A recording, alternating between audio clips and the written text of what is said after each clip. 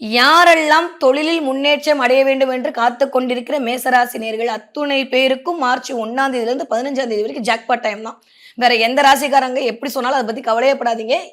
நம்மளுடைய கணிப்புப்படி கண்டிப்பாக மேஷ ராசிக்காரங்க மார்ச் மாதம் தொடங்கக்கூடிய 15 நாட்களுக்குள் நீங்க போடக்கூடிய பிளான தயவு செஞ்சு போட்டு எக்ஸிக்யூட் பண்ணிக்கோங்க. இத விட்டீங்கன்னா திரும்ப 30 வருஷம் வரைக்கும் நம்ம வெயிட் பண்ணணும். அதனால இப்பயே இந்த பிளான் எல்லாம் போட்டு கரெக்ட்டா எக்ஸிக்யூட் பண்ணீங்களே ஆனால், குரு வீட்டுக்கு தான் அடுத்து சனி போறாரு. என்னதான் விரயச்சனியாகவே இருந்தாலும் 3ஆம் இடத்துல குரு போகும்போது உங்களோட கம்யூனிகேஷன் ஸ்கில்ல இன்கிரீஸ் பண்ண போறாரு. பயங்கரமான கான்டாக்ட்ட கிரியேட் பண்ணி விட போறாரு.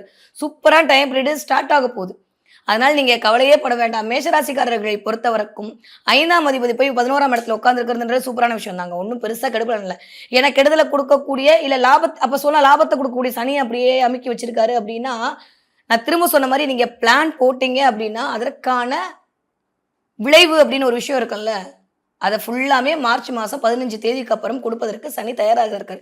சனி 28ஆம் தேதி தான் போறாரு. 27, 28 தேதிக்கு தான் மின்னத்துக்கு போறாரு. அதுவரைக்குமே கும்பராசியில உட்கார்ந்து உங்களுக்கு தேவைப்படுகிற அத்தனை விஷயத்தையும் கொடுப்பதற்கு ரெடியாகத்தான் இருக்கிறார்.